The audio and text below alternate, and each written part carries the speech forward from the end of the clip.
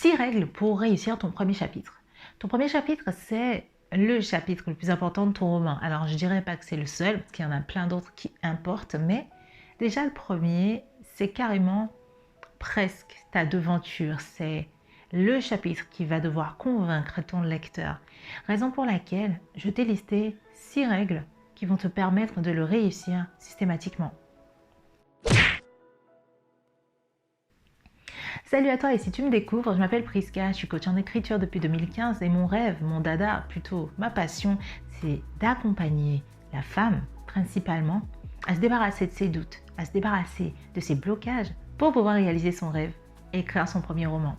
Donc je suis l'auteur des livres qui vont s'afficher, je pense, ici, ça ne m'étonnerait pas que ce soit là, parce que là, il n'y a pas beaucoup d'espace. En tout cas, sache que je ne sais plus ce que j'allais dire, donc je vais t'inviter à t'abonner à cette chaîne et à activer les notifications si mon contenu t'intéresse. Sache que je donne souvent du contenu gratuit, que ce soit des formations gratuites, des cahiers d'exercices qui sont normalement en vente sur Amazon, que je donne généreusement à mes abonnés pour qu'ils puissent avancer beaucoup plus vite dans l'écriture de leur roman, parce que comme tu le sais, et comme tu le sais, écrire un roman, c'est un travail de longue haleine, c'est un marathon. Et va voir ce qui se trouve en description. En ce moment, j'offre mon cahier d'exercices pour pouvoir créer des personnages inoubliables. Donc, n'hésite pas à aller télécharger ce cahier. Il s'agit d'un cahier d'exercices où tu vas par exemple pouvoir te poser les bonnes questions pour trouver le nom idéal pour ton personnage, son nom, son prénom, son surnom. Ça va t'aider tout simplement à créer un personnage, à l'étoffer, à créer sa carrure, tout simplement.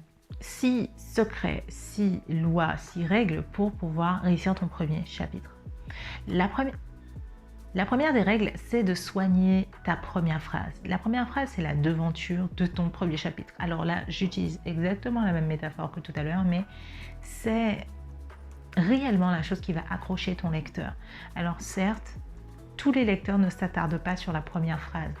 Moi, je m'attarde souvent sur la suite. Grosso modo, un chapitre peut commencer en disant « Salut, ça va ?» Et si la phrase d'après, c'est juste que le personnage en face ne répond pas, ou pire encore, que le personnage en face, c'est un pantin, on va se demander, mais en fait, il est fou, celui qui est en train de parler à un pantin, ou ça se passe comment? Le pantin va prendre vie? Il se passe quoi? En fait, la première phrase, elle est accompagnée du reste, certes. Mais si tu arrives à trouver une première phrase qui détonne, qui sort de l'ordinaire, qui va scotcher le lecteur, c'est beaucoup mieux. Le truc, c'est que cette première phrase, en général, on ne la trouve pas du premier coup. Ça demande un certain travail et parfois même, moi, je les trouve lorsque j'ai terminé le roman. Deuxième règle, ne fais pas le personnage s'auto-décrire. Personne ne s'auto-décrit dans la vie. Personne.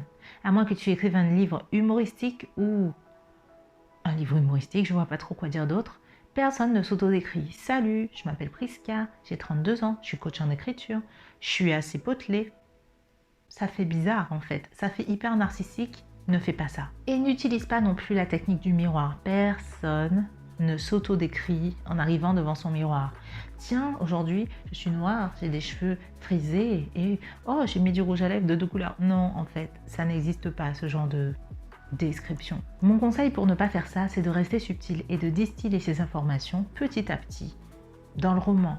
Par exemple, tu peux tout simplement utiliser un autre personnage pour pouvoir décrire ton personnage. La troisième chose à ne pas faire découle de la première, ne fais pas de portrait robot. Si tu es à la troisième personne par exemple, par rapport à ton narrateur, d'ailleurs je t'invite à aller regarder ma vidéo qui t'explique quel narrateur choisir pour ton roman.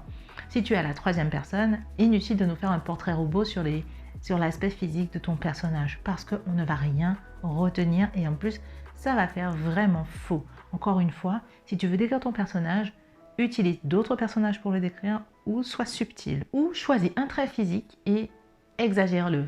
Fixe-toi dessus. Par exemple, bon, on le voit souvent sur Wattpad, c'est la grosseur des fesses des femmes ou je ne sais pas, la couleur des yeux, l'aspect des cheveux, etc. Quelque chose qui va définir un personnage d'un seul coup d'œil. Quatrièmement, commence dans l'action.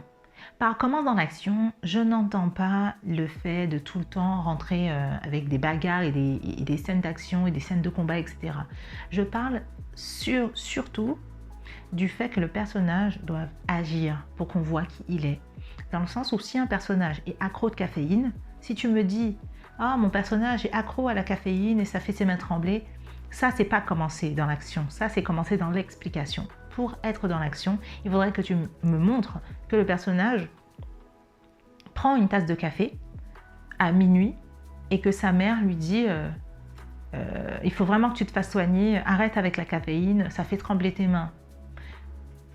Utilise d'autres personnages, utilise les liens qu'il a avec les autres, crée des interactions, crée des situations où on voit le personnage agir. En gros, utilise le show don't tell. Si tu ne sais pas ce qu'est le show don't tell, dis-le-moi en commentaire. En fonction de la quantité de commentaires que j'aurai par rapport à cette notion, je créerai une vidéo spéciale sur le sujet. 5e règle, ne dis pas les émotions, fais-les-nous ressentir. Par exemple, je préfère encore ressentir à travers l'action, encore une fois, qu'un personnage est triste plutôt qu'on me le raconte. Par exemple, je déteste lire salut, je viens de me réveiller et je suis super triste.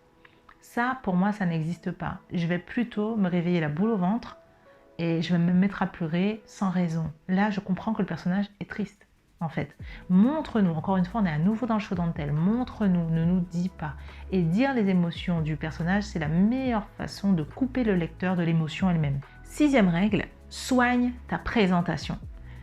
Aère tes chapitres. Il m'arrive souvent de recevoir des manuscrits, ce sont des pavés, genre des pavés du début à la fin de la page, c'est noir de lettres. Et le truc, c'est que quand on lit un chapitre comme ça, sans aération, on ne voit pas le début ni la fin de l'action. On ne voit pas non plus à quel moment on peut s'arrêter, parce que si on ne finit pas la page, on se dit qu'on sera perdu. En fait, le lecteur a besoin de s'aérer. Ça a l'air bête, mais quand on lit et qu'il s'agit d'un pavé, eh bien, ça me fait peur. Moi, personnellement, ça m'oppresse. Donc, on aura tendance à se sentir oppressé, à ne pas savoir où commence une action, où elle s'arrête. On a besoin d'être guidé et pour ça, il faut des paragraphes. Les paragraphes existent pour une raison. Ce n'est pas une dissertation, c'est un roman. Il faut des moments où le lecteur respire. Et 7e règle, les bonus, parce que tout simplement, la règle juste avant s'y rattache. Lis des livres et observe la façon dont c'est présenté. Respecte les règles de présentation, ne serait-ce que les dialogues dans un roman, c'est le quadratin ou les guillemets. On ne met pas le prénom du personnage, 2 points, et sa réplique en dialogue, par exemple. C'est pareil, regarde comment les chapitres sont fichus, comment est-ce que les paragraphes sont aérés, comment est-ce qu'ils se terminent, quelle longueur ils font à peu près.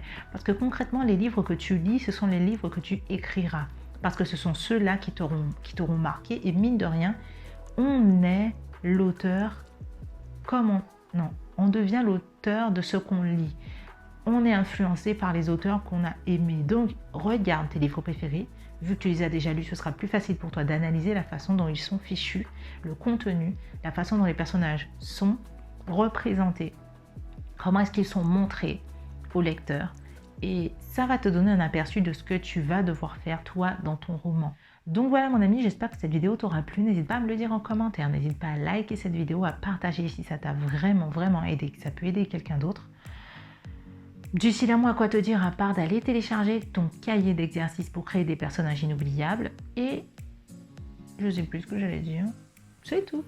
À bientôt pour une autre vidéo. Ciao.